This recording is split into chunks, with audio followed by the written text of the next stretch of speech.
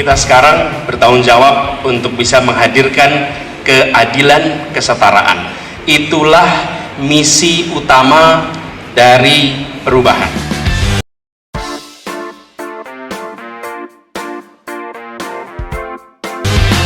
Assalamualaikum warahmatullahi wabarakatuh.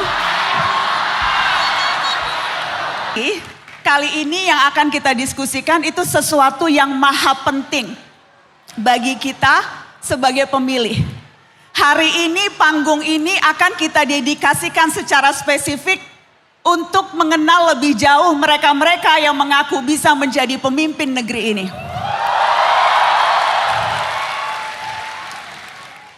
Pemilu itu tinggal 148 hari lagi. Sudah saatnya, bahkan ada yang bilang sudah sedikit terlambat kalau kita baru bicara gagasan hari-hari ini, iya kan? Sehari-hari kita tuh dipenuhi dengan berita soal koalisi dan perbincangan elit. Kapan bicara gagasan? Jadi hari ini, panggung ini spesial di UGM, kita bicara gagasan 3 baca pres. Dan karena tidak mudah untuk mendatangkan 3 baca pres sekaligus dalam acara yang sama, durasinya kita bikin panjang sampai jam 10 malam.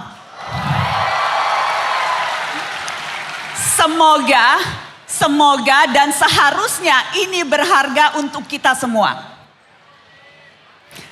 Dan rasanya sayang kalau yang bisa menyimak berbagai gagasan dan membantu kita menentukan pilihan nanti hanya 5.000 orang yang ada di ruangan ini.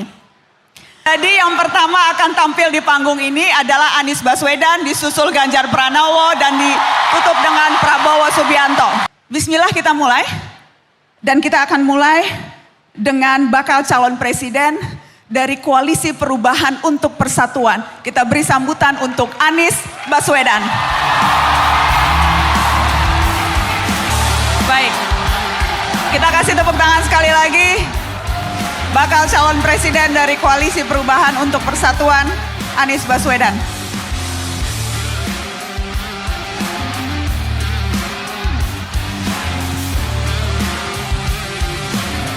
Mas Anies, apa kabar Mas Anies? Alhamdulillah baik, sehat, terima kasih. Sehat-sehat Mas? Sehat, baik, senang sekali bisa kembali ke UGM. Alhamdulillah. Pulang kampus Mas Anies? Pulang kampus, dan saya senang sekali tadi baca tulisannya. Najwa Shihab UGM. Sudah diklaim ya, aku udah pakai baju ala-ala jaket alma mater nih. Mohon maaf anak-anak UI, tapi aku nomor 1 UI, nomor 2 UGM kok di hatiku. Mohon maaf orang kuliahnya di UI. Kecuali kalau nanti dikasih honoris causa. Nggak terima honoris causa, biar pejabat kalau aja yang dapat. Kalau UGM nggak pernah ngobrol honoris causa. Mas Anies. Betul ya Bu Rektor ya. Mas jadi terakhir kali ke kampus sering banget dong pastinya atau gimana? Sering kampus. Tapi acara besar di Geraha Sabah, kalau tidak salah terakhir adalah Mata Najwa di sini. Tahun 2014. 2014 Mata Najwa dari Jogja untuk Bangsa. Waktu itu ada Mas Anies, ada Sri Sultan, ada Hairul Tanjung, ada Ridwan Kamil. Betul. Ya. Pak Mahfud MD. Oh itu terakhir ya? Flies. Jadi udah gak deg-degan. Pernah ngebayang gak akan kembali ke sini 148 hari sebelum pemilihan berdiri dan akan bicara soal gagasan sebagai bakal calon presiden. Pernah terbayang? Kebayang sih akan kembali ke UGM, tapi gak membayangkan suasananya semeriah ini.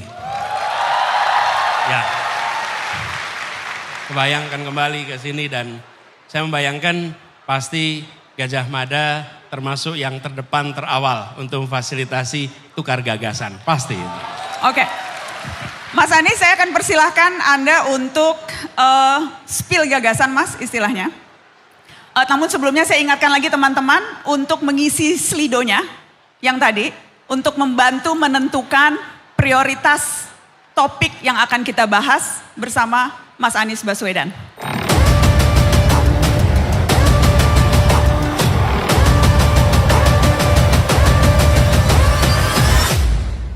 Oke Mas Anies, waktunya 10 menit. Saya persilahkan untuk menyampaikan apa gagasan yang Anda tawarkan untuk para calon pemilih di 2024. Kita kasih tepuk tangan untuk Anies Baswedan. Thank you, makasih. Terima kasih, Assalamualaikum warahmatullahi wabarakatuh. Selamat sore, salam sejahtera buat semuanya. Bu Rektor dan seluruh jajaran pimpinan Universitas Gadjah Mada yang saya hormati, teman-teman mahasiswa dan seluruh hadirin. Saya merasa mendapat kehormatan untuk berada di sini menyampaikan gagasan terkait dengan amanah yang sedang diembankan kepada kami. Indonesia adalah sebuah negara dengan penuh potensi. Dan ketika kita memilih untuk merdeka dan mandiri, kita memiliki cita-cita. Kita memiliki janji dan tujuan. Apa itu? Menghadirkan sebuah keadilan bagi seluruh rakyat Indonesia. Itu janji yang kita sepakati ketika Republik ini berdiri. Pra kemerdekaan kita hidup dalam kolonialisme dan itu artinya negeri Belanda kaya, negeri Nusantara miskin. Dan kita sekarang bertanggung jawab untuk bisa menghadirkan keadilan, kesetaraan. Itulah misi utama dari perubahan. Apa terjemahannya? Kami menginginkan dan kami merencanakan agar akses pada fasilitas dasar setara. Pertama, kesehatan. Kita menginginkan agar akses kepada kesehatan dari mulai ibu mengandung, bayi dalam kandungan, sampai dengan ketika mereka aktif, termasuk perlindungan, coverage atas atau jaminan kesehatannya. Yang kedua, pendidikan. Pendidikan adalah bekal utama untuk mengembangkan potensi setiap manusia Indonesia. Dan kami tidak ingin menyebut dengan istilah sumber daya manusia. Kami ingin mengembangkan kualitas manusia Indonesia. Karena manusia tidak perlu dipandang sebagai sumber daya untuk kegiatan perekonomian. Ini kemudian wujudnya apa? Kesetaraan kesempatan. Jumlah bangku SD, SMP, SMA yang sekarang bentuknya seperti piramida, makin tinggi jenjang pendidikannya, makin sedikit jumlah bangkunya. Dan itu artinya apa? Banyak anak-anak kita yang tersingkir, tidak bisa mendapatkan pendidikan minimal hingga pendidikan menengah. Lalu pendidikan tinggi. Pendidikan tinggi harus menjadi institusi yang bisa diakses oleh anak siapa saja, bukan hanya anak kelas menengah Indonesia. Pendidikan yang harganya terjangkau, biayanya terjangkau, dan pemerintah memiliki tanggung jawab mengurangi beban pengelola kampus. Pengelola kampus tidak dibebani dengan tanggung jawab begitu besar terkait mencari pembiayaan untuk kegiatan kampus, tapi biar pengelola kampus fokus pada penelitian, pada pengembangan pembelajaran, pendidikan, supaya kampus betul-betul menjadi institusi yang memungkinkan siapa saja berpartisipasi. Sudah cukup biaya pendidikan yang terlalu tinggi di kampus-kampus kita. Kemudian yang ketiga, kita menginginkan lapangan pekerjaan. Lapangan pekerjaan yang setara bagi semuanya. Bapak Ibu sekalian, teman-teman yang ada di Jogja tahu persis ketika saya tumbuh besar di sini, sejak saya SMP, SMA, banyak sekali teman sekelas bukan berasal dari Jogja. Kenapa? Karena sejak SMP dan SMA mereka dikirim oleh orang tuanya untuk belajar ke kota ini agar mereka bisa mendapatkan pendidikan yang baik. Supaya apa? Nantinya mereka mendapatkan pekerjaan yang baik. Akhirnya ketika mereka dikirim ke kota-kota utama di Indonesia, mereka nggak pernah kembali lagi. Mereka tidak kembali kampung halamannya. Hijrah ke Jogja, hijrah ke Jakarta, hijrah ke Bandung, ke Malang, Surabaya, tidak kembali. Kita menginginkan agar kesempatan pendidikan ada di mana saja, lalu kesempatan kerja setara. Dan itu artinya menambah kota-kota di seluruh Indonesia sebagai pusat pengembangan perekonomian. Perekonomian kita hari ini tersentralkan di kawasan Jawa bagian barat, khususnya Jakarta dan kawasan Jawa. Kita menginginkan dan merencanakan kota-kota di seluruh Indonesia minimal 14 kota menjadi mesin penggerak perekonomian yang memungkinkan bagi semua untuk bisa mendapatkan lapangan pekerjaan yang setara. Lalu yang tidak kalah penting ini adalah terkait dengan kebutuhan pokok dasar kita. bahwa kita membutuhkan tata kelola kebutuhan dasar yang lebih baik. Contohnya beras. Biaya hidup yang tinggi, apalagi bagi mereka yang statusnya prasejahtera, menjadi makin berat ketika harga kebutuhan pokok itu mahal. Kalau harga beras mahal dan petaninya makmur, artinya uangnya berujung di petani. Tapi situasi yang kita hadapi adalah berasnya harganya mahal, petaninya tidak sejahtera, uangnya hilang di jalan. Tata niaga ini dikoreksi dan mafia-mafia terkait produk pertanian ini harus diperangi secara tuntas. Karena merekalah sumber masalah yang ada di tempat ini. Apa yang terjadi? Di ujung kita menginginkan agar biaya kebutuhan pokok lebih menurun, lebih murah. Di sisi lain kesejahteraan dari para petani lebih tinggi. Pakai indikator sederhana. Petani bisa menabung, titik. Selama petani tidak bisa menabung, maka biaya operasinya, biaya produksinya tidak sebanding dengan pendapatannya. Yang kelima, penegakan hukum. Negeri ini punya kesempatan untuk maju, tetapi selama rule of law, kepastian hukum, penegakan hukum tidak menjadi prioritas, maka yang terjadi adalah tata kelola pemerintahan tidak berjalan dengan baik. Praktek korupsi masif di mana-mana. Dan yang kita saksikan adalah aparat yang seharusnya menegakkan hukum, melakukan tindakan-tindakan yang tidak setara. Mereka yang kuat tak tersentuh, mereka yang lemah tersentuh. Mereka yang kawan tak tersentuh, mereka yang lawan disentuh terus. Dan ini harus diubah. Pemberantasan korupsi menjadi prioritas penting, penegakan hukum yang adil menjadi prioritas, dan membuat pengadilan kita menjadi pengadilan yang kredibel, itu prioritas kita. Ini adalah aspek yang membuat Indonesia kita bisa take off. Bila kita perhatikan ini, kebutuhan pokok, kesehatan, pendidikan, lapangan pekerjaan, dan kepastian hukum ini kita tata dengan baik, insya Allah Indonesia akan menjadi negeri yang lebih baik. Kita akan maju dalam keadilan. Kenapa kata keadilan itu penting Bapak sekalian? Karena kita selama ini sudah melakukan pembangunan. Bukan setahun 2 tahun, lebih dari 7 dekade. Tetapi yang menerima manfaat masih sebagian. Tanggung jawab kita adalah memasukkan unsur keadilan di dalam seluruh pengambilan kebijakan. Kami pernah lakukan di Jakarta. Termasuk pengambilan kebijakan soal pertamanan, kebijakan terkait jalan raya, kebijakan terkait sekolah, kebijakan terkait kesehatan, faktor keadilan dimasukkan. Dan ketika faktor keadilan dimasukkan, apa yang terjadi? Yang merasakan manfaatnya menjadi jauh lebih luas. Mereka yang selama ini tidak dapat manfaat, kemudian mendapatkan manfaat. Republik ini didirikan bukan sekedar untuk meningkatkan kesejahteraan. Republik ini didirikan untuk menghadirkan keadilan sosial bagi seluruh rakyat Indonesia. Itu kalimat terpenting. Dari situ kita berharap nanti ada persatuan, ada kebersamaan. Karena Bapak Ibu sekalian, teman-teman, adik-adik semua, tidak ada persatuan dalam ketimpangan.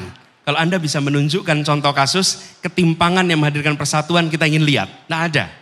Yang namanya Indonesia Bersatu, Bhinneka yang ika, yang guyup, mensyaratkan keadilan. Tanpa keadilan tidak ada persatuan. Tanpa keadilan tidak ada kebersamaan. Tanpa keadilan tidak ada ketenangan. Hadirkan keadilan, maka Indonesia akan tenang, makmur, bahagia. Itu kira-kira teman-teman. Saya rasa saya cukup sampai di sini. Sebagai gagasan awal, kata kuncinya adalah keadilan dilaksanakan di semua sektor.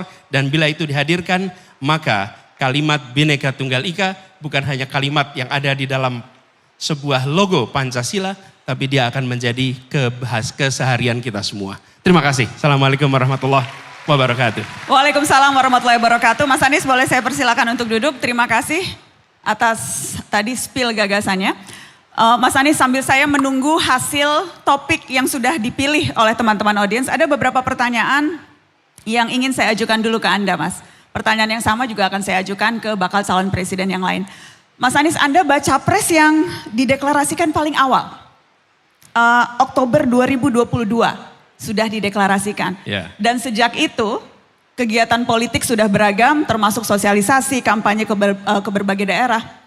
Pertanyaan saya, sudah habis uang berapa, Mas?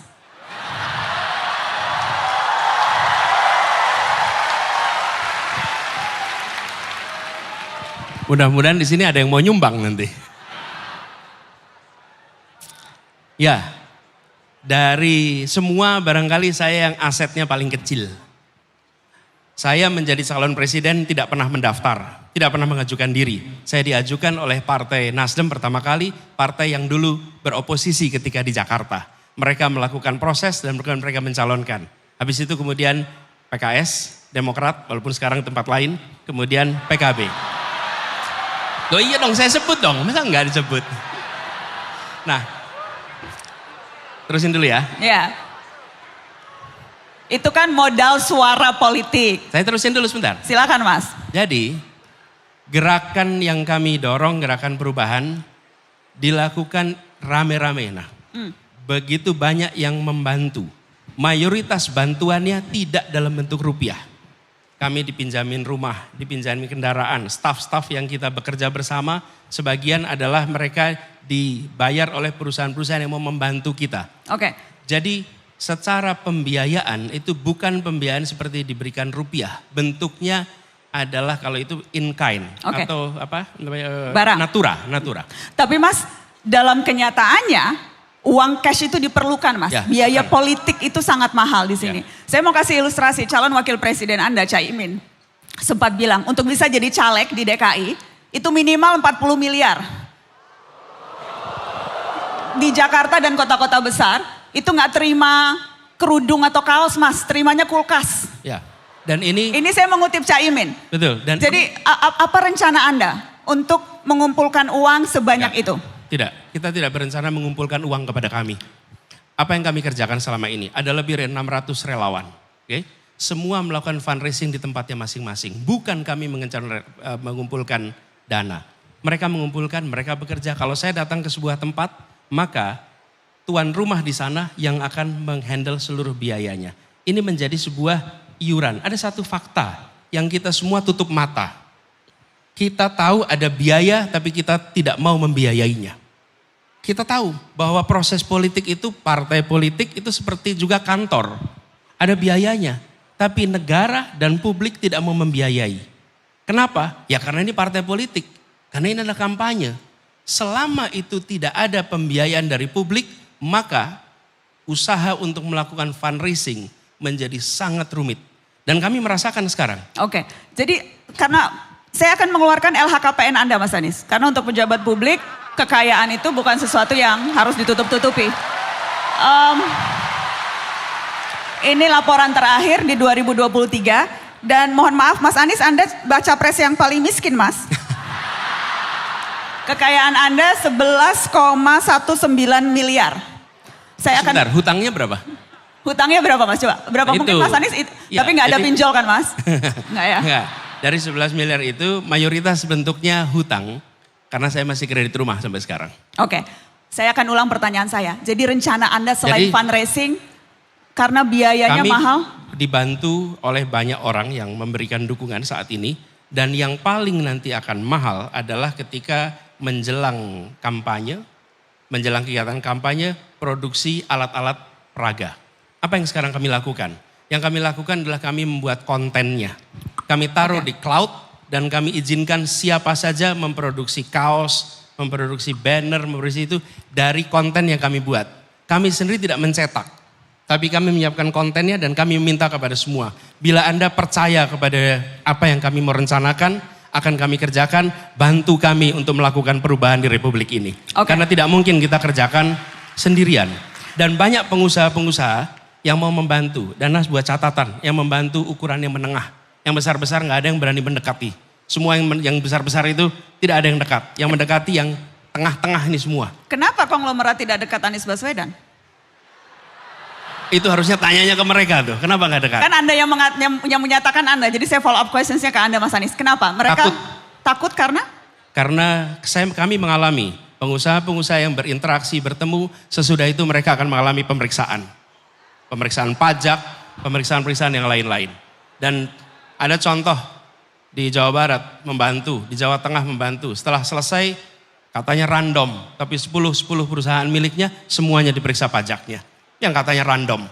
Apa yang terjadi? Takut orang membantu. Padahal yang mereka kerjakan bukan membantu saya. Mereka membantu relawan, membantu kegiatan untuk ada event. Mereka membiayai semua di daerahnya masing-masing, bukan tempat kita. Mas Anies, supaya bayangkan tidak yang besar. Supaya tidak suzon, saya mau minta klarifikasi. Jadi yang Anda katakan adalah Anda menduga alat negara digunakan untuk mengintimidasi orang-orang yang membantu pencalonan Anda. Apakah Ya. seklir itu? Itu laporannya begitu. Alat Ya. negara. Ya. Dan itu kalau alat negara berarti yang memerintahkan aparat Nah. negara setinggi apa? Saya tidak tahu yang merintahkan siapa, tapi fakta di lapangannya seperti itu. Dan saya mau tanya kepada diri saya sendiri dan kita semua, akankah kita membiarkan republik ini berada dalam rasa takut? Akankah kita membiarkan rasa kebebasan itu hilang? Saya rasa tidak. Ini adalah perjuangan kita dan saya mengajak kepada semuanya, termasuk pengusaha-pengusaha itu. Bapak jangan takut, insya Allah kalau ada perubahan kita akan buat negeri ini menjadi aman bagi semuanya. Oke.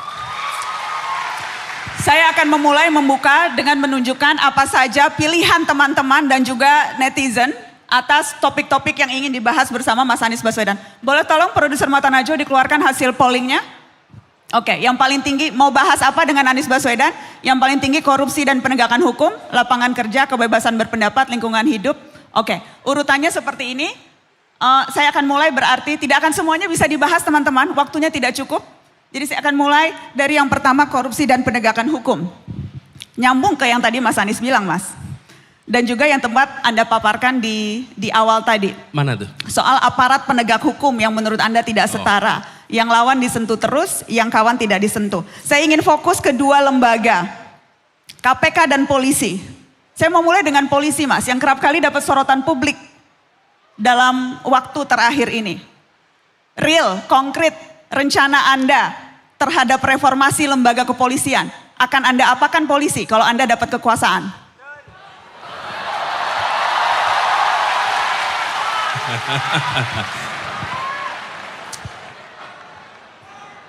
Wih jangan dong, bahaya kalau bubar. Masa bubar? Gini, kita membutuhkan kepolisian yang akuntabel, transparan, bersih. Jadi menurut saya langkah nomor satu adalah memperbaiki mekanisme akuntabilitas di dalam kepolisian. Semua langkah yang dikerjakan adalah langkah yang bisa dipertanggungjawabkan. Ada transparansi atas semua yang dilakukan. Mengapa? Karena adalah institusi publik. Dan institusi publik itu adalah transparansi. Dari mulai ke aktivitas di tingkat paling bawah, tingkat polsek misalnya, sampai dengan tingkat yang paling atas. Dengan ada transparansi itu, maka akuntabilitas bisa kita laksanakan. Yang kedua, harus ada pengembangan profesionalisme, kompetensi. Ini fakta di lapangan, bahwa banyak sekali saudara-saudara kita yang bertugas di kepolisian tidak mengalami pembekalan yang cukup. Kalau tidak punya keterampilan, pengetahuan, kemampuan untuk bisa menggunakan segala macam teknik baru, maka teknik-teknik lama lah yang akan dipakai. Dalam interogasi, ilmu interogasi sudah berkembang begitu besar. Tapi kalau kita tidak mempelajari ilmu-ilmu itu, maka teknik-tekniknya juga akan teknik-teknik lama. Dan apa yang terjadi? Muncul praktek-praktek penyimpangan. Yang ketiga, institusi polisi harus menjadi contoh di dalam pelaksanakan penegakan hukum. Anggota polisi yang bermasalah, yang melanggar hukum harus menjadi subjek untuk diperiksa. Tidak bisa justru anggota kepolisian itu terbebas bila melakukan pelanggaran. Mereka yang harus menjadi contoh. Dan yang keempat adalah pelibatan publik di dalam pengawasan kepolisian. Kepolisian seperti juga badan-badan yang lain harus bisa diawasi. Dan salah satunya mungkin Ombudsman, kemudian Kompolnas bisa memiliki akses yang lebih baik dalam pengawasan. Jadi dengan cara begitu, maka apa yang dikerjakan oleh kepolisian bisa dipertanggungjawabkan kepada publik. Tapi kata kuncinya adalah transparansi, akuntabilitas. Begitu. Mas Anies, saya mau konkret. Tim percepatan reformasi hukum yang dibentuk Kemenko Polhukam itu merekomendasikan satu hal spesifik soal kepolisian. Disebut perlu dilakukan pembatasan penempatan anggota Polri pada kementerian dan lembaga lain.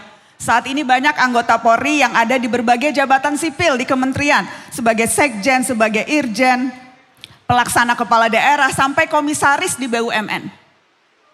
Dan tim percepatan reformasi mengatakan itu perlu dibatasi.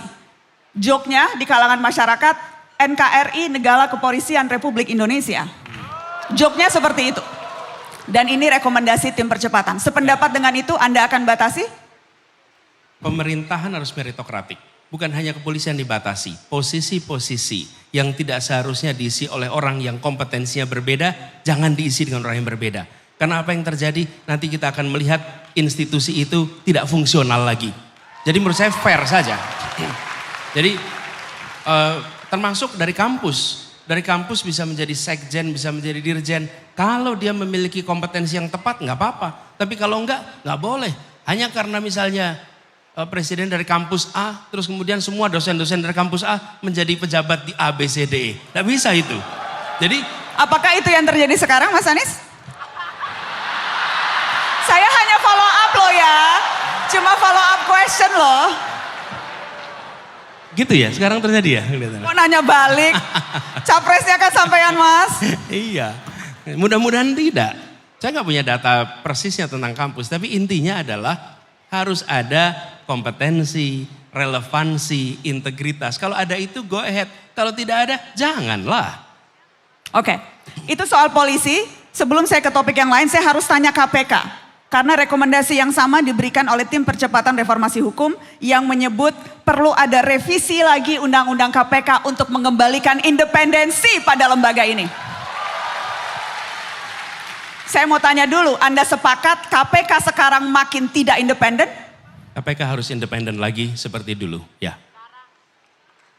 Jadi konkretnya ketika ada revisi yang kemudian membuat staf KPK, karyawan KPK menjadi ASN sebagaimana ASN yang lain, otomatis mereka tidak lagi memiliki ruang untuk mandiri. Satu. Yang kedua adalah posisinya yang berada di bawah presiden. Bila di bawah presiden dan diberikan ruang yang bebas, maka itu lain. Tapi kita tidak pernah tahu siapa presiden di masa yang akan datang. Apakah akan selalu memberikan ruang kepada KPK untuk menjalankan tugasnya sesuai dengan kewenangannya. Lalu yang ketiga, nah yang tidak kalah penting, bahwa KPK itu sendiri selain dibuat lebih independen, tapi KPK juga harus bisa diawasi. Tidak ada malaikat di negeri ini. Ini adalah semuanya manusia, dan manusia punya kecenderungan mendapatkan kekuasaan, dia bisa abuse kekuasaan itu. Termasuk juga yang berada di dalam KPK. Ya dimandirikan, ya diberikan kewenangan yang cukup untuk memberantas korupsi karena praktek korupsi sudah begitu masif, tapi juga harus ada mekanisme pengawasan yang baik sehingga KPK tidak menjadi sebuah badan yang justru merusak praktek pemberantasan korupsi. Mas Anies, saya harus tanya supaya tidak ada suuzon di antara kita. Jawaban Anda soal KPK harus independen, apakah itu dipengaruhi oleh fakta bahwa KPK belasan kali menggelar ekspos Formula E dan calon wakil presiden Anda juga sudah diperiksa KPK?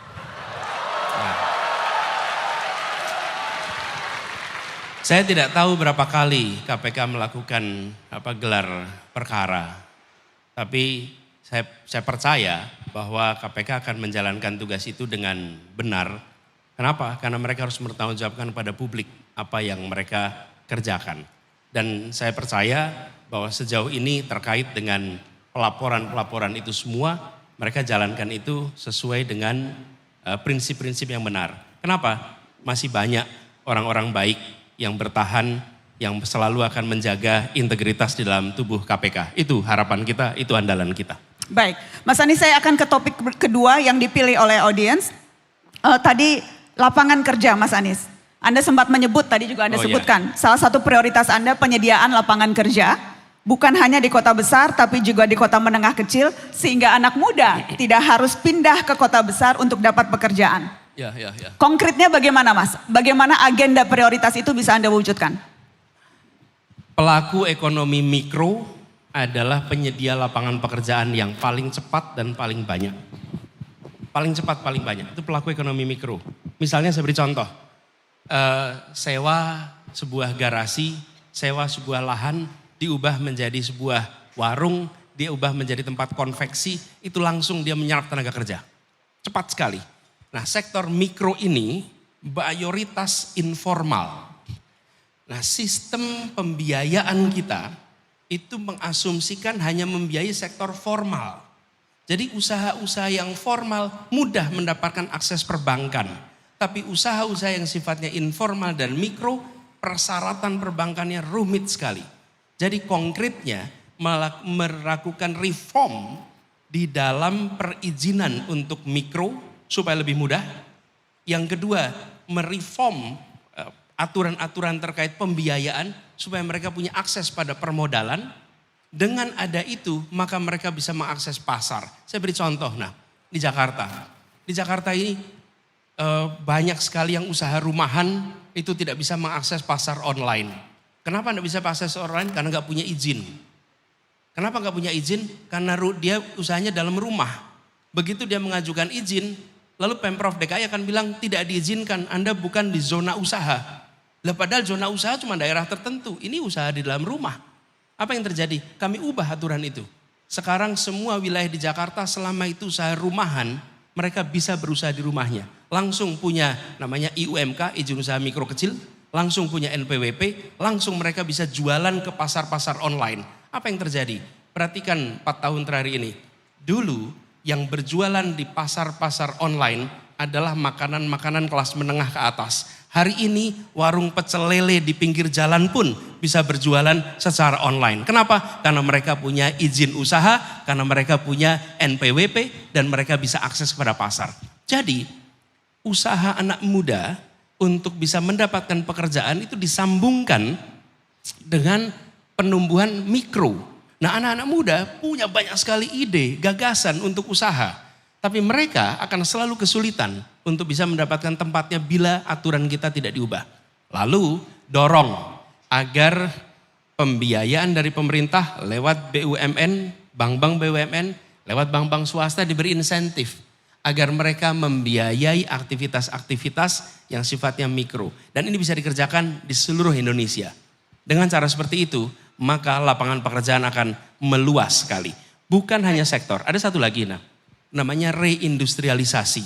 Kita harus membangun kembali industri-industri baru di berbagai wilayah Indonesia sebagaimana industrialisasi pernah kita lakukan di era 70-an, 80-an, awal 90-an.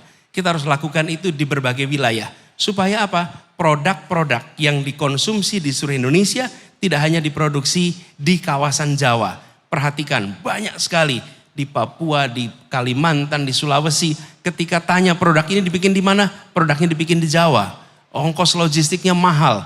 Kita harus melakukan reindustrialisasi. Itu kira-kira jawabannya. Baik, terima kasih. Kita kasih tepuk tangan untuk Mas Anies Baswedan. Mas Anies, teman-teman kita sekarang masuk sesi di mana saya akan mempersilahkan perwakilan dari UGM, perwakilan dari dosen, mahasiswa dan juga nanti saya akan pilih random dari audiens untuk bertanya ke bakal calon presiden Anies Baswedan. Saya kasih kesempatan ini, kalau dosen sudah ditentukan lebih dulu dan saya mendapatkan nama yaitu Dr. Mada Sukmajati. Dr. Mada Sukmajati adalah dosen Departemen Politik dan Pemerintahan Visipol UGM. Silakan. Langsung ya Mbak Nana. Silakan langsung. Terima kasih Mbak Nana atas waktunya. Selamat sore Pak Anies. Salam sehat selalu dan selamat datang kembali ke kampus biru, kampus kita bersama. Pak Anies, partai-partai politik yang mencalonkan Pak Anies ini kan memilih nama koalisi perubahan. Jadi tentunya nama ini merupakan fondasi utama dari berbagai program yang nanti akan diusung oleh Pak Anies sebagaimana beberapa tadi sudah disampaikan. Nah pertanyaan saya, ini sejauh mana sebenarnya perubahan ini akan Pak Anies implementasikan? Apakah perubahan total begitu?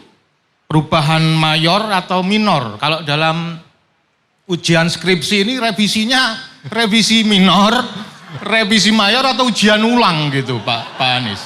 Nah mungkin mohon itu bisa diberikan respon dulu secara gambaran besar apa kira-kira visi perubahan itu yang kemudian akan diimplementasikan oleh Pak Anies, apalagi jika dibandingkan dengan berbagai program yang sekarang ini sudah diselenggarakan oleh pemerintah. Ada follow up question apa cuma ini aja? Baik, silakan Mas Anies. Nanti kalau ada waktu saya akan kasih kesempatan untuk follow up, tapi tergantung waktunya ya Pak. Silakan dijawab dulu Mas Anies. Ya, pertama gagasan perubahan itu Pak mungkin berbeda dengan skripsi. Kalau skripsi barangnya udah jadi Pak kemarin. Jadi kalau kita kotak-atik itu barang. Kalau ini adalah kita bicara Indonesia ke depan, produk berikutnya. Apa yang sudah dikerjakan sampai dengan sekarang itu dimulainya bukan 2014, bukan dimulai 2019, bukan dimulai 2009. Ini dikerjakan 1945. Jadi kita ini sebagai bangsa memutuskan kami merdeka untuk meraih keadilan sosial. Itu dikatakan tahun 45. Tiap 5 tahun kita berhenti sejenak. Untuk apa? Kalibrasi. Apakah kita masih menuju kepada tujuan kita? Tiap 5 tahun kita berhenti. Dan disitulah kita 2024 akan berada. Jadi ini bukan soal melanjutkan atau tidak melanjutkan yang dikerjakan 5 tahun, 10 tahun ke depan, ke belakang. Tapi ini soal bagaimana kita meraih yang kita tuju ketika Republik ini didirikan. Jadi Prof. Made, yang menjadi gagasan dari kita tentang perubahan adalah memasukkan unsur keadilan di dalam kebijakan-kebijakan yang dibuat. Bijakan rekrutmen mahasiswa baru, sudahkah mencerminkan prinsip keadilan? Sudahkah siapa saja berhak mendapatkan kesempatan yang sama? Itu pertanyaan sederhana. Kalau belum, koreksi. Pembangunan infrastruktur, sudahkah pembangunan infrastruktur memberikan manfaat yang setara bagi semua? Saya contoh konkret, banyak yang bertanya tentang jalan tol. Pertanyaan yang muncul tentang jalan tol, coba saya beri ilustrasi. Jalan tol yang sekarang dibangun, lebarnya mungkin 80 meter. Dia membebaskan tanah rakyat, tanahnya dibeli. Lalu kemudian rakyatnya pindah. Pertanyaan, bolehkah rakyat menyertakan tanahnya di situ? Sehingga ketika tol itu nanti dibangun, sampai kapanpun keuntungan dari jalan tol itu juga diterima oleh orang-orang yang punya tanah yang di atasnya dibangun jalan tol. Ini prinsip keadilan. Jadi bukan pada tidak dilanjutkannya, tapi dikerjakan dengan cara yang memberikan keadilan. Bila itu dikerjakan Pak, apa yang terjadi? Rakyat yang terlewati jalan tol, dia bukan hanya penonton mobil-mobil orang Jakarta berlalu lalang, tapi mereka merasakan keuntungan dari kegiatan investasi di jalan tol. Karena jalan tol itu investasi swasta.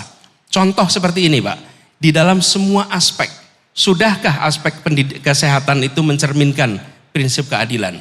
Dalam tadi berilustrasi soal usaha mikro, kita selama ini tidak memperhatikan bagaimana pemberian kredit mencerminkan keadilan atau tidak. Saya beri contoh Pak. Ketika Bapak mau mengurus kredit untuk motor, kredit untuk mobil luar biasa mudah.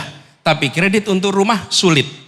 Di sisi lain, kalau Bapak punya rumah, punya akses, maka rumah itu nilainya akan naik terus. Sementara kalau beli motor dan mobil, nilainya akan turun terus. Apakah negara akan membiarkan praktek-praktek fasilitas-fasilitas yang tidak setara? Jadi nanti perubahan yang akan dirasakan adalah di semua aspek kebijakan, di situ ada unsur keadilan yang harus dihadirkan. Itu yang direncanakan mulai 24 ke depan. Jadi bukan mengubah yang sekarang sudah ada, tapi bukan mengubah dalam artian membatalkan, tapi justru memperkaya dan membuat perubahan itu dirasakan oleh semua rakyat di Indonesia. Begitu Pak, makasih. Oke. Pak Mada, apakah Anda ingin follow up? Saya kasih waktu singkat, tapi jangan membuka pertanyaan baru ya Pak. Hanya follow up kalau Anda ingin. Silakan, singkat saja. Terima kasih. Karena pertanyaan saya penting saya sampaikan Pak Anies, karena di masyarakat ini biar tidak berkembang ya persepsi bahwa ganti presiden ganti kebijakan. Kemudian ganti menteri juga ganti kebijakan nanti dan seterusnya. Nah, mudah-mudahan penjelasan Pak Anies tadi bisa menginspirasi kita. Tadi disampaikan bahwa tidak semua akan dirubah secara total. Terima kasih Pak Mada. Dan itu kami alami Pak ketika kemarin maju di Pilkada Jakarta. Semua yang berada di sisi incumbent selalu mengatakan hati-hati. Kalau nanti gubernurnya baru maka programnya akan berhenti.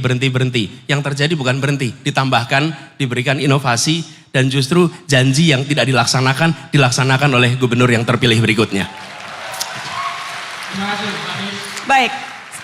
Yang berikutnya saya kasih kesempatan kepada Profesor Poppy Sulistianing Winanti. Prof. Poppy adalah dosen Departemen Hubungan Internasional Visipol UGM. Prof. Poppy ada di mana Prof? Ada di sana. Silakan. Terima kasih Mbak Najwa. Pertanyaan saya ke Pak Anies sebetulnya terkait dengan acara yang diikuti Pak Anies kemarin, baru saja kemarin. Pak Anies menghadiri acara Indonesia Energy Transition Dialogue tahun 2023 yang ke-6, dan pada kesempatan tersebut Pak Anies menyampaikan gagasan 5 pilar menuju energi yang memanusiakan. Dari tataran gagasan tentu saja tawaran Pak Anies sangat menarik dan perlu diapresiasi. Tapi pertanyaannya gimana Pak cara mengimplementasikannya? How to make it work? Itu pertanyaannya. Karena jujur saja kita kan sekarang menghadapi dilema. Di satu sisi kita harus komit terhadap berbagai macam komitmen internasional untuk merespons perubahan iklim. Tetapi di sisi yang lain sebagai negara yang masih tergolong pada emerging market, Indonesia mau tidak mau harus terus memperhatikan kebutuhan, kepentingan, ketahanan energi yang 80 atau mungkin 90% masih tergantung pada energi fosil. Sehingga bagaimana konkretnya Pak Anies untuk menuju energi yang menurut Pak Anies tadi, energi yang memanusiakan, padahal kita punya banyak mafia batu bara, dan di sisi yang lain ada geopolitik yang di luar terkait dengan persaingan negara adidaya. Terima kasih. Terima kasih Prof. Hobi, silakan. Nana, boleh saya sambil berdiri jawab? Boleh, silakan Mas Anies. Biar sambil bisa lihat. Silakan, the floor is yours Ya. Mas. Bu Popi begini, terima kasih Ibu melihat. Jadi buat yang tidak lihat barangkali, kemarin diadakan diskusi tentang bagaimana transisi energi Indonesia ke depan. Dan 3 capres diundang.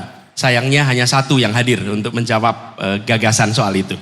Nah, saya sampaikan di situ 5 pilar. Yang Bu Popi sampaikan betul sekali Bu. Tantangan kita memiliki komitmen dengan dunia. Dari mulai ada COP di 2009, kemudian COP20 dan lain-lain. Nah, apa yang kemarin saya sampaikan untuk eksekusi? Nomor 1, sinkronisasi antara pemerintah pusat, provinsi, daerah terkait penanganan lingkungan hidup. Hari ini tidak ada sinkronisasi itu. Kalau kebijakan pusat, provinsi, dan kabupaten kota tidak sinkron, maka komitmen nasional tidak dijalankan di tingkat provinsi, apalagi di tingkat kabupaten kota. Lalu yang muncul adalah capaian-capaian itu tidak bisa terlaksana. Target-target itu tidak bisa terlaksana. Jadi Bu, itu nomor 1. Yang kedua, kita harus melibatkan semua stakeholder termasuk swasta di dalam usaha mencapai target-target transisi ini. Nah, bila ini dikerjakan sama-sama dan serius, saya yakin bisa. Lalu, apakah kita perlu waktu untuk melakukan transisi? Transisi kepada apa? Energi baru dan terbarukan, EBT. Energi baru terbarukan. Ini prosesnya panjang, tapi harus dimulai. Nah, kami melihat ada insentif yang harus diberikan. Inilah peran diplomasi. Mungkin Ibu juga lihat kemarin terkait diplomasi. Ada pembiayaan global untuk climate crisis yang Indonesia bisa akses, dan kita memiliki kekayaan alam, hutan, kemudian hutan tropis, kemudian juga kekayaan biologi lain yang membuat kita bisa menerjemahkan ini di dalam carbon trading mekanisme. Sehingga kita bisa mendapatkan bantuan pembiayaan untuk melakukan konversi. Ada sumber energi yang sangat besar dimiliki Indonesia. Namanya sumber daya panas bumi. 40% dari panas bumi dunia itu ada di Indonesia. Tapi biaya untuk eksplorasinya mahal sekali. Dan tidak ada private sector yang berani ambil risiko. Karena itulah kemarin saya sampaikan, negara harus hadir, negara invest di sini, lalu ketika sudah mulai eksploitasi, baru private sector dilibatkan untuk kemudian kita punya sumber energi yang baik. Jadi terkait dengan hari ini kita masih menggunakan fossil based energy, ini mau tidak mau akan bergeser, tapi tidak mungkin dikerjakan dalam waktu yang singkat. Jadi eksekusinya adalah sinkron pusat, provinsi, daerah, libatkan negara, swasta. Yang ketiga, libatkan internasional. Yang keempat, alokasikan anggaran yang cukup dari negara untuk investasi awal bagi energi baru dan terbarukan. 4 hal itu, Pak. Terima kasih. Baik, terima kasih Mas Anies. Saya ingin kasih kesempatan yang berikutnya ke perwakilan mahasiswa dari Forum Advokasi Mahasiswa. Ada Divana Anarcia Riale atau Arsya. Arsya ada di mana? Silakan Arsya. Baik, baik, terima kasih banyak atas waktunya Mbak Nana. Selamat sore Pak Anies. Perkenalkan, nama saya Arsya. Saya adalah mahasiswi Departemen Politik dan Pemerintahan Visipol UGM. Jadi karena saya adalah seorang mahasiswa Pak, saya tuh tertarik dengan isu pendidikan tinggi yang Pak Anies bawa. Yang saya tangkap tadi dari paparan Pak Anies tuh untuk melawan komersialisasi pendidikan tinggi dan juga untuk menjamin adanya akses pendidikan tinggi, Pak Anies ingin menghadirkan negara di dalam mengatasi problem-problem ini. Pertanyaan saya Pak, satu saja sih, cuman mungkin agak panjang. Serealistis apa sih Pak gagasan untuk menghadirkan negara untuk mengatasi masalah akses pendidikan tinggi ketika kita itu berbicara mengenai pengadaan pendanaan Pak? Karena, mungkin sebentar Mbak. Silakan. Karena dari gagasan-gagasan lain yang tadi sempat Bapak sampaikan, saya mendapati ada satu karakteristik yang sama, yaitu gagasan-gagasan Bapak itu butuh uang yang tidak sedikit. Misalkan Pak, ada gagasan untuk intervensi negara dalam hal ibu hamil dan juga anak, di mana negara mendampingi pada saat itu. Ada juga mengenai akses kesehatan murah, ada juga mengenai pengadaan bangku sekolah dasar agar tidak berbentuk piramida mengerucut ke atas. Ada juga tentang tadi insentif kepada bank-bank swasta agar UMKM itu tuh bisa terdorong. Baik, Nah, boleh dipersingkat Arsya, saya harus kasih kesempatan mahasiswa lain. baik, kekhawatiran saya sebagai mahasiswa Pak, kita ini takutnya nanti jadi lupa Pak dengan aspek-aspek penting yang perlu dipertimbangkan karena kita terlalu fokus dan kita terlalu asyik berbicara hanya di tataran ide dan gagasan. Terima kasih banyak. Terima kasih Arsya. Langsung atau yang lain dulu sekalian? Bisa silakan dijawab Mas. Satu-satu langsung? Ya. Oke, jadi begini Arsya. Pengeluaran untuk kesehatan dan pengeluaran untuk pendidikan jangan dipandang sebagai cost. Kalau itu dipandang sebagai cost, maka kita akan selalu bicara bagaimana mengecilkan. Pandang ini sebagai investasi. Investasi. Begitu itu dipandang sebagai investasi, maka yang kita pikirkan apa kembaliannya besok. Apa kembaliannya besok. Dan ketika kita investasi dengan program posyandu yang masif di seluruh Indonesia, memastikan bahwa dari mulai ibu hamil itu ada pasokan nutrisi yang sehat, maka itu investasi karena besok kita akan ketemu anak-anak yang tidak stunting, anak-anak yang ototnya kuat, anak-anak yang otaknya kuat, yang kemudian mereka bisa menjadi mahasiswa yang baik di kemudian hari. Ini returnnya berpuluh tahun. Kebanyakan kita yang berada dalam politik ingin mengerjakan yang 5 tahun lagi bisa difoto dan dipaparkan menjelang pemilu berikutnya. Sudah saatnya kita mengubah kebijakan-kebijakan dibuat untuk membangun manusia dan bangsa kita menjadi maju dalam jangka panjang. Itu investasi. Itulah sebabnya mengapa saya katakan tadi hal-hal yang dasar biayanya besar, tapi ini adalah investasi yang nantinya kita akan ambil buahnya. Mengapa kita mau keluarkan uang begitu banyak membangun jalan tol, membangun jembatan, membangun airport, karena kita tahu ini investasi yang akan menggerakkan perekonomian. Seperti juga ketika kita membangun sekolah, bangku yang cukup. Ketika kita bentuknya piramida, Arsya, tegakah kita bilang kepada ibu yang tempatnya di pelosok sana, Bu, anak ibu lahir, tapi kami bisa pastikan anak ibu gak mungkin dapat SMA, karena gak ada SMA di tempat ini. Tega gak kita katakan itu pada dia? Gak mungkin. Kita harus bisa bangun sekolah di tempat itu. Jadi memang itu perlu biaya, tapi kita ingat biaya yang atau pengeluaran yang dikeluarkan itu mencerminkan prioritas. Kalau kita lihat APBN kita dalam waktu 15 tahun terakhir ini mengalami lonjakan yang cukup tinggi. Tapi kebanyakan dari biaya itu justru dikeluarkan untuk biaya yang sifatnya operasional. Kita harus geser agar lebih banyak untuk biaya pembangunan dan biaya bangunan untuk manusia. Contoh yang sudah berhasil melakukan ini mana? Semua negara maju di Asia. Mereka maju karena investasi pada kualitas manusia sejak dulu. Korea Selatan, Cina, Jepang, Singapura, Taiwan. Mereka sudah mengerjakan berat di awal. Tapi sekarang mereka merasakan buahnya. Bahwa mereka memiliki kualitas manusia yang baik. Komitmen itu harus ada dan itu dari mana? Dari negara. Makasih. Mas Anies, izinkan saya untuk follow up singkat. Konkretnya kalau perguruan tinggi bagaimana Mas? Karena biaya kuliah makin mahal, tabungan orang tua selama 18 tahun. Sejak anaknya lahir dan lulus SMA, itu tidak cukup untuk membiayai UKT yang semakin tinggi Mas Anies. Konkretnya apa peran negara di sini? Jadi begini, saya beri contoh.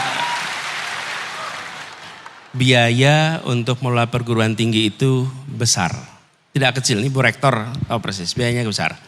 Persoalannya mau dibebankan kepada siapa beban ini? Menurut saya negara harus memberikan lebih banyak dari yang sekarang diberikan. Lebih besar. Dan menurut saya mampu. Hanya soal kita mau mengerjakan apa tidak. Kami pekerjakan di Jakarta, Bu. Di Jakarta itu ini tidak masuk dalam janji. Waktu kampanye nggak ada janji ini. Tapi apa yang terjadi? Saya menyaksikan anak-anak yang bukan dari keluarga miskin. Kalau keluarga miskin ada programnya. Problem utamanya di kita itu adalah mereka yang sedikit di atas miskin. Mereka yang orang tuanya UMP plus minus UMP, itu mereka yang tidak bisa mendapatkan biaya. Kalau yang miskin sekalian banyak bantuannya. Dan ada Dapodik, ada data bantuan sosial. Mereka yang sangat miskin dan miskin dapat. Problem kita tuh apa? Memikirkan yang miskin saja. Yang di tengah-tengah nggak ada yang ngebantuin. Dan yang di tengah-tengah inilah yang jadi masalah. Nah, saya beri contoh. Jakarta saja sebagai provinsi nih. Mereka yang statusnya orang tuanya UMP plus minus 10%. Jadi gaji UMP 10%, mereka itu mendapatkan bantuan beasiswa dari pemerintah DKI 9 juta rupiah per semester. Dan itu diberikan pada 14.000 mahasiswa dan kuliah di mana saja. Syaratnya apa? Diterima di perguruan tinggi negeri. Jadi kalau pemerintah kota saja itu bisa memberikan, saya yakin bila ada kemauan politik, maka kita akan bisa berikan alokasi yang cukup. Sehingga kampus-kampus bisa menjadi rumah belajar bagi mereka yang berasal dari keluarga yang di tengah ini. Bukan hanya yang di bawah dan di atas. Baik, terima kasih Mas Anies. Saya akan kasih kesempatan ke floor untuk bertanya ke Mas Anies. Boleh lampunya diterangin supaya mata Najwa bisa melihat lebih jelas? Yang mau bertanya? Oke. Oke, boleh saya minta yang berbaju kuning yang mengangkat di situ, boleh ke sana dan nanti saya akan ke atas di sebelah sana. Boleh yang berbaju kuning dulu langsung pertanyaannya?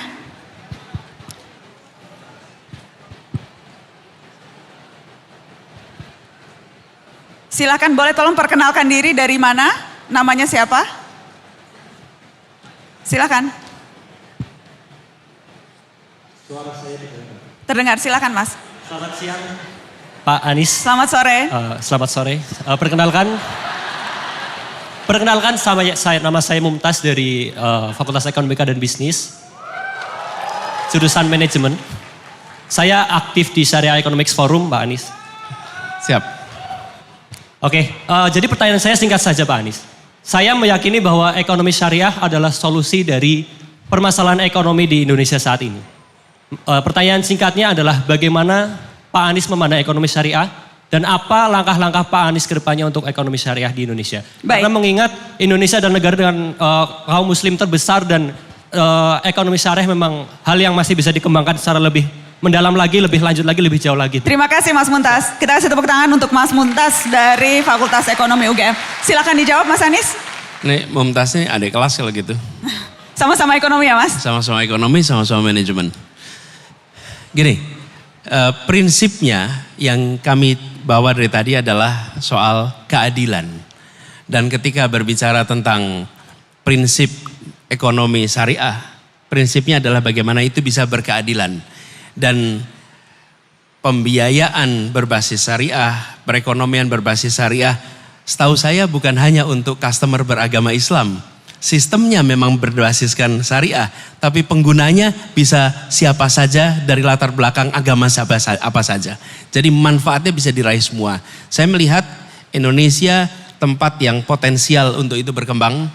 Dari pemerintah perlunya adalah membuat regulasi yang memungkinkan agar aktivitas perekonomian syariah dari mulai BMT sampai perbankan syariah dapat kesempatan untuk maju. BMT itu koperasi berbasis syariah dan sampai dengan perbankan. Malaysia sudah jauh lebih maju, Indonesia punya peluang untuk lebih maju berkembang dan bagian dari pemerintah adalah memfasilitasi regulasi apa yang diperlukan untuk ini bisa tumbuh. Karena ini bukan dikerjakan oleh negara, tapi dikerjakan oleh non-negara. Tapi itu adalah ide yang baik terkait dengan menghadirkan keadilan. Baik, Terima kasih. sebelum saya lempar ke teman-teman yang ada di atas, saya ingin kembali lagi ke Slido, ke polling tadi. Karena saya ingin mengajukan pertanyaan ini karena ini pertanyaan yang juga paling tinggi diminta untuk dibahas. Yang tadi adalah kebebasan berpendapat. Saya masih pakai patokan yang tadi. Boleh saya minta kebebasan berpendapat? Mas Anies, saya akan bertanya itu. Dan pertanyaannya sederhana saja soal kebebasan berpendapat, Mas. Apa tuh? Kalau diminta kasih skor nilai 1 sampai 10. Seberapa atmosfer kebebasan berpendapat di negeri ini menurut Anda? Ini dari sini udah pada aja semua. Selama kita menulis tentang Indonesia masih harus menggunakan Wakanda, maka skor kita masih rendah. Selama kita masih harus menggunakan nama-nama selain kita sendiri untuk mengungkapkan apa yang menjadi pikiran kita, maka skor kita masih rendah. Jadi sudah tidak boleh lagi ada rasa takut dalam berekspresi. Ini ya, demokrasi. Di kampus ini kita memperjuangkan kebebasan berbicara. Saya waktu itu mahasiswa di sini. Dan kita menolak segala macam pelarangan atas kebebasan pers. Ketika waktu itu di Bredel, Bulak Sumur depan sana menjadi saksi bahwa mahasiswa di Jogja bergerak paling awal untuk melawan pembredelan semua media-media pada masa itu. Hari ini kampus ini harus terus juga begitu. Jadi menurut saya kebebasan berpendapat hari ini di Indonesia sedang bermasalah. Jadi nilainya berapa, Mas? Skor angkanya mungkin sekitar 5 dan 6. Ya? 5 atau 6, Mas? Karena kalau 6 udah lulus, 5 tuh nggak lulus, Mas. Ada juga nggak lulusnya 7. Jadi ini 5. Kalau begini, angka itu ya bisa meredusir kompleksitas ya. Jadi kita bisa terjebak di dalam kuantifikasi. Nanti bisa menyebut 7, 8, nanti itu sen saja. Dan kita tidak bisa sesederhana sekedar angka saja. Tapi menurut saya kita masih jauh dari harapan sekarang. Dan itu tadi saya katakan, bila ungkapan-ungkapan ini. Dan kampus-kampus kita menyaksikan dosen yang diperiksa, dosen bahkan dibawa ke proses kriminal hanya karena mengungkapkan pandangan dari mulai di Aceh. Bahkan dosen UGM lalu 2020 ada dosen yang mengalami hal yang sama di tempat ini. Dan ini yang harus diubah. Kita harus memberikan apalagi di kampus ruang kebebasan berekspresi. Mengkritik pemerintah itu sah dan itu boleh apalagi dilakukan oleh kampus-kampus. Kenapa ini terjadi? Nah, bayangkan ketika ada praktek-praktek ketidakadilan, ketika ada tindakan-tindakan negara yang salah, kampus diam, kampus tidak berbicara. Lalu siapa yang berbicara? Tokoh agama berbicara, tokoh-tokoh ulama berbicara, tokoh-tokoh Kristen bicara, tokoh Katolik bicara, tapi tokoh-tokoh akademia tidak. Dan ini terjadi kenapa? Karena kita ada perasaan khawatir. Ini harus diubah. Jadi kebebasan berbicara nasional, tapi juga menurut saya yang paling penting dikembalikan adalah kebebasan berbicara di dalam kampus-kampus harus dikembalikan. Baik, terima kasih. Kita kasih tepuk tangan untuk Mas Anies. Saya akan ke atas, apakah sudah ada mic yang bisa ke atas supaya saya bisa lempar kesempatan. Sebentar saya lihat dulu. Saya mau minta perempuan. Boleh adek yang loncat-loncat pakai baju putih dan jilbab. Aku seneng banget lihat kamu loncat-loncat. Ya udah. Boleh yang sebelah sana? Baik. Dan saya juga akan minta pertanyaan. Saya tahu ada banyak sekali pertanyaan di medsos, di kolom komentar dan juga live streaming. Tolong nanti disiapkan ya teman-teman, bisa kita keluarkan di sana. Tapi sebelumnya silahkan adek, namanya siapa? Oke, terima kasih atas kesempatannya Mbak Nana. Perkenalkan, nama saya Rania Veta Sosebila dari Fakultas Ilmu Sosial dan Ilmu Politik, jurusan Ilmu Hubungan Internasional. Oke. sorry. Oke. Namanya, panggilannya Adek cepet banget tadi kamu ngomongnya, panggilannya siapa? Rania. Rania. Iya betul. Oke, silakan Rania, mau tanya apa? Saya ingin bertanya soal tentang imigrasi di Indonesia. Jadi yang ada satu berita yang saya baca akhir-akhir ini. Jadi tentang turis yang hidup di Indonesia tanpa ada kontribusi tersendiri di Indonesia. Nah, saya ingin seperti berita yang saya baca itu ada satu kelompok turis yang membuat perumahan tersendiri di Bali, tapi mereka tidak membuat kontribusi tersendiri di Bali itu sendiri. Mereka tidak bisa dibilang turis, tapi tidak bisa dibilang warga Indonesia. Jadi apa yang akan Bapak Anies lakukan untuk regulasi imigrasi tersendiri? Terima kasih. Terima kasih Rania. Silakan Mas Anies. Rania, makasih. Sebenarnya penegakan aturan dengan adanya sistem informasi yang lebih baik, maka kedatangan, kepulangan itu harus terkendali.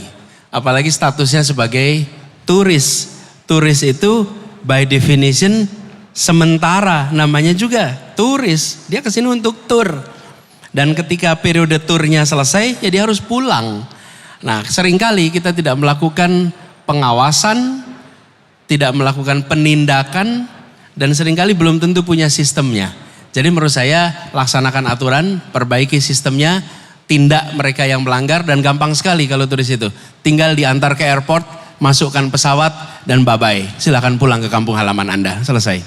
Baik, Mas Anies, ada pertanyaan yang muncul dari live streaming. Bahrudin, jika terpilih menjadi Presiden RI pada 2024, bagaimana Bapak memilih menteri di kabinet yang Bapak pimpin? Satu, kompeten. Memiliki kompetensi yang relevan dengan bidangnya. Dua, berintegritas. Punya rekam jejak yang baik, tak bermasalah. Di Republik ini banyak sekali orang yang dituding bermasalah, walaupun senyatanya tak bermasalah. Tapi ada juga orang yang sesungguhnya bermasalah, tapi selalu lolos dari pemeriksaan. Jadi berintegritas. Yang ketiga, dia memiliki rekam karya yang baik, rekam kerja, rekam kinerja yang baik. Sehingga kita bisa memproyeksikan bahwa ke depan dia akan baik. Yang keempat, dia memiliki visi yang sama dengan visi yang dimiliki oleh pimpinannya. Sehingga ketika bekerja memiliki visi yang sama. Visi itu artinya termasuk nilai. Dia mempercayai pada prinsip dasar bahwa keadilan harus ada di dalam setiap kebijakan. Kira-kira 4 itu minimal kriteria yang digunakan. Baik, saya ingin langsung ke pertanyaan yang sudah muncul di media sosial. Boleh tolong dikeluarkan pertanyaannya? Ya, untuk semua capres mau tanya bagaimana cara dan solusi jika kita menjadi sandwich generation. Jadi harus membiayai orang tua juga. Jadi kejepit Mas sandwich di atas dan di bawah.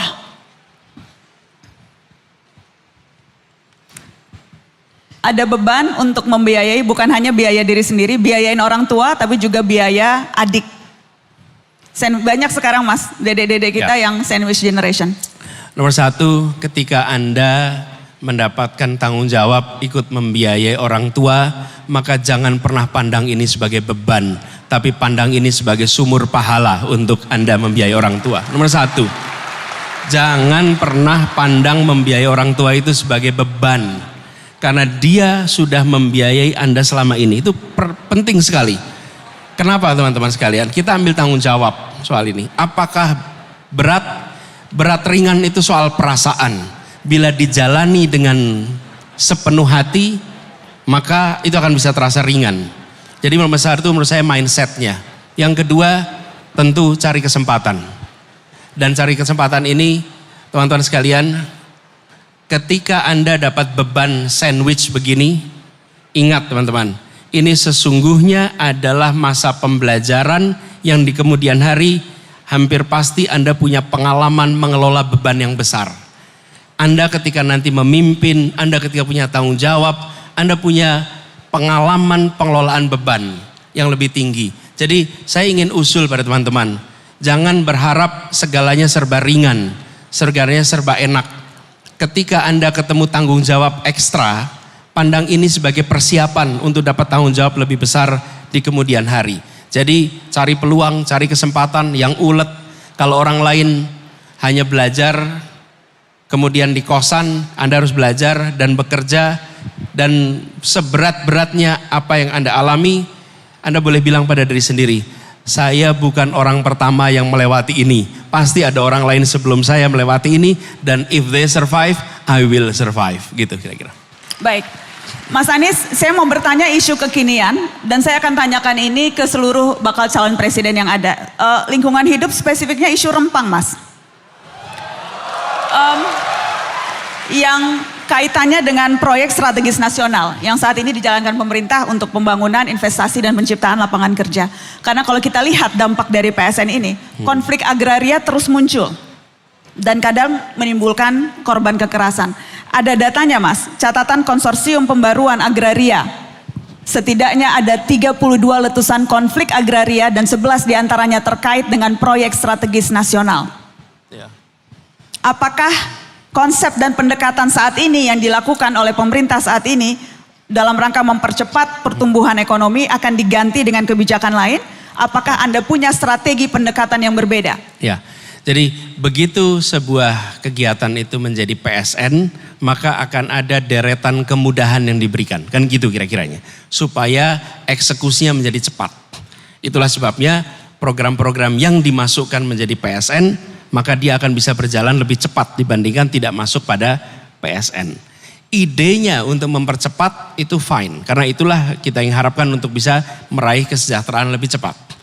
Apa ruang yang harus diperbaiki? 1, penentuan program sebagai program strategis atau tidak harus ada di tangan teknokrasi, bukan di tangan dunia usaha. Kalau itu dibalik, proposalnya dari dunia usaha, pemerintah hanya memberikan stempel, maka muncullah masalah banyak sekali. Dimulai dari teknokrasi. Dari mana itu? Kita punya RPJP, kita punya RPJMN. Kemudian dari sini diterjemahkan dalam bentuk program, mana yang diputuskan menjadi strategis, nasional, mana yang tidak. Jadi penentuan PSN-nya itu kunci. Lalu di situ perlu ada partisipasi publik. Nah, kita seringkali tidak tahu kenapa sesuatu masuk menjadi PSN. Harus ada transparansi agar program-program yang masuk PSN bisa dipertanggungjawabkan. Sehingga ini bukan menjadi tempat untuk titipan.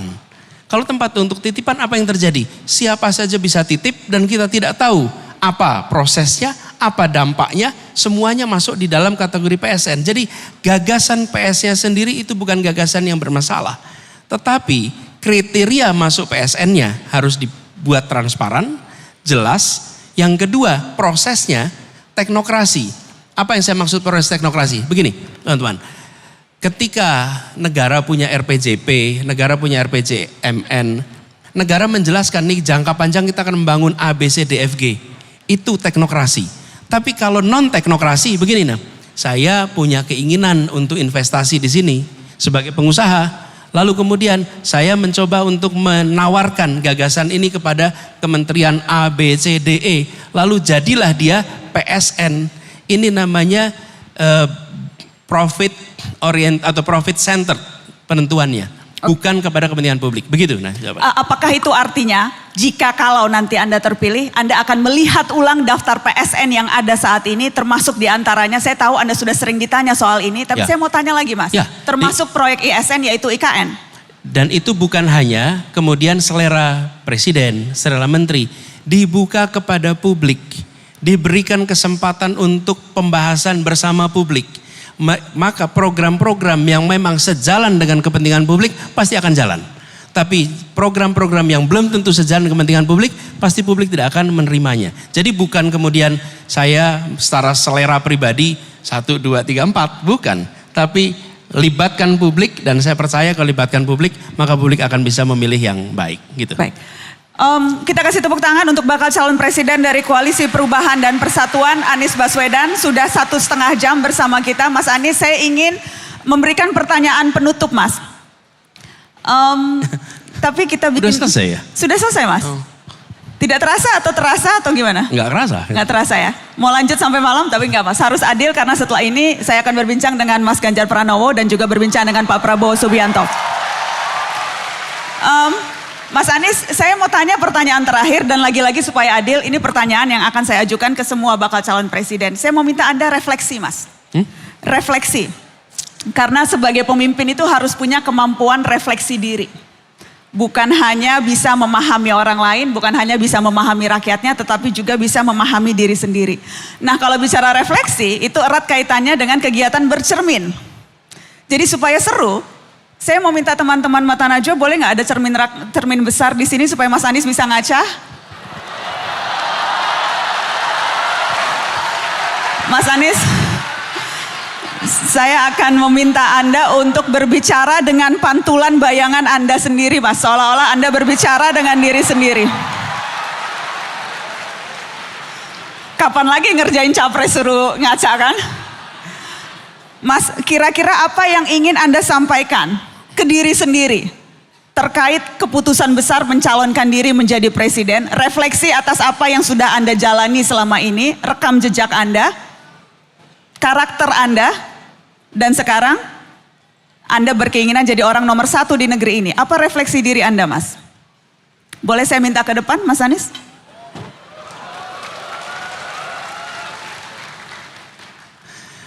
Ini yang pada punya kamar kos belum tentu ada kacanya juga di kamar kos. Ini khusus, Mas. Ya. Baik. Jadi saya bicara di sini. Mas Anies boleh berdiri di situ. Ada tandanya, Mas? Jadi menyapa diri sendiri. Mas Anies biasa manggil diri sendiri apa? Anies. Anies. Ah. Oke, jadi memanggil dengan nama ya.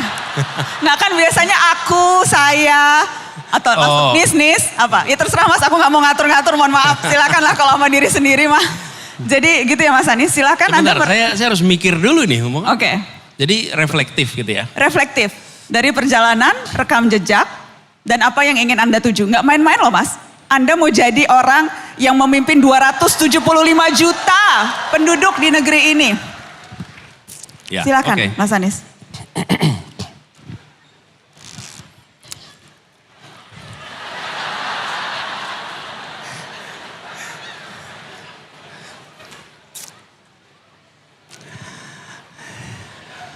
Ini mau mulainya juga repot ini kita.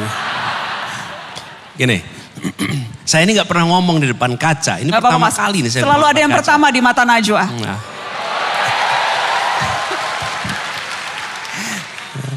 Ngomong depan kamera lebih mudah daripada ngomong depan kaca pada diri sendiri. Oke. Di tempat ini, di lapangan ini, saya kelas 1 SD dan bermain sepak bola pertama kali di lapangan terbuka namanya lapangan STO. Pada waktu itu saya kelas 1 SD, sekolahnya di Sekip. Pada tahun 89 saya berada di lapangan ini, namanya lapangan Pancasila. Menjadi mahasiswa Universitas Gadjah Mada. Universitas yang saya impikan sejak saya SD ketika main di lapangan ini.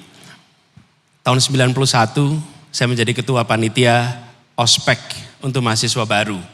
Saat itu saya tahun kedua dan saya menyambut adik-adik mahasiswa baru yang kuliah di sini. Di tahun 92 saya berbicara kepada adik-adik mahasiswa baru, menyampaikan kepada mereka bagaimana menjadi mahasiswa di Gadjah Mada. Saat itu saya ketua senat mahasiswa UGM. 2015-2016 saya kembali ke sini bertemu dengan di tempat ini lagi. Di tempat ini lagi dengan mahasiswa baru menceritakan tentang bagaimana masa depan. Dan hari ini 19 September 2023, anak yang waktu itu umur 7 tahun main sepak bola di lapangan Pancasila, sekarang berada di sini diminta menukar gagasan tentang Indonesia ke depan untuk 275 juta penduduk Indonesia. Anies, ingatlah apa yang dikatakan oleh ibumu ketika dia mengantarkanmu masuk sekolah SD umur 7 tahun. Pada saat itu dipesankan kerja keras, rajin, dan ketika masuk kuliah ibumu pesan, Anies, yang kita miliki cuma nama baik, jaga nama itu baik-baik. Dan hari ini sebelum saya berangkat ke Jogja, ibu saya mendoakan dan ibu saya kembali mengatakan, Anies berada di tempat ini semata-mata karena Anies menjaga nama baik. Jaga nama baik itu baik-baik. Dan itulah refleksi saya pada sore hari ini. Terima kasih. Anies Baswedan, bakal calon presiden dari Koalisi Perubahan dan Persatuan. Kita kasih tepuk tangan sekali lagi Mas Anies Baswedan. Terima kasih. Nana, terima Mas kasih. Anies. Terima kasih banyak. Terima kasih UGM.